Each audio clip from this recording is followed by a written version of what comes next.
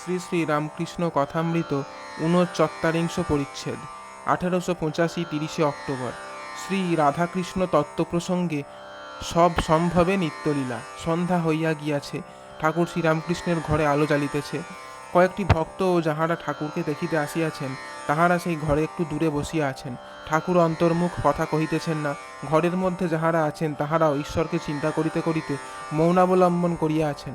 কিয়ৎক্ষণ পরে নরেন্দ্র একটি বন্ধুকে সঙ্গে করিয়া আনিলেন। নরেন্দ্র বলিলেন, ইনি আমার বন্ধু, ইনি কয়েকখানি গ্রন্থ রচনা করিয়াছেন, ইনি কিরণময়ী লেখেন। কিরণময়ী লেখক প্রণাম করিয়া আসন গ্রহণ করিলেন।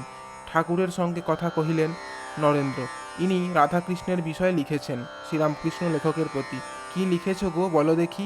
লেখক, রাধাকৃষ্ণই পরম ব্রহ্ম, ওঙ্কারের বিন্দু স্বরূপ। সেই রাধাকৃষ্ণ পরম ব্রহ্ম থেকে মহাবিষ্ণু, মহাবিষ্ণু থেকে পুরুষ প্রকৃতি শিব দুর্গা। শ্রীরামকৃষ্ণ, বেশ। নিত্য রাধা নন্দঘোষ দেখেছিলেন, প্রেম রাধা বৃন্দাবনে লীলা করেছিলেন, কামরাধা চন্দ্রাবলী, কামরাধা, প্রেম রাধা, আরও এগিয়ে গেলে নিত্য রাধা। পেঁয়াজ ছাড়িয়ে গেলে প্রথমে লাল খোসা, তারপরে ঈষৎ লাল, তারপরে সাদা, তারপরে আর খোসা পাওয়া যায় না। ও এটি নিত্য রাধার স্বরূপ, যেখানে নেতি নেতি বিচার বন্ধ হয়ে যায়।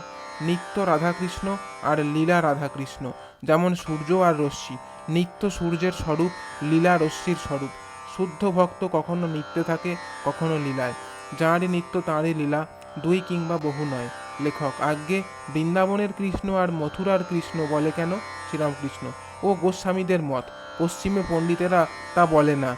তাদের কৃষ্ণ এক, রাধা নাই। দ্বারিকার কৃষ্ণ ওই রকম। লেখক, আজ্ঞে রাধাকৃষ্ণই পরব্রহ্ম।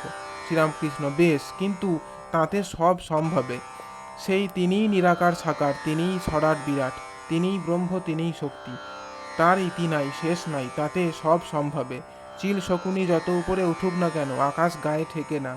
যদি জিজ্ঞাসা করো ব্রহ্ম কেমন, তা বলা যায় না। সাক্ষাৎকার হলেও মুখে বলা যায় না।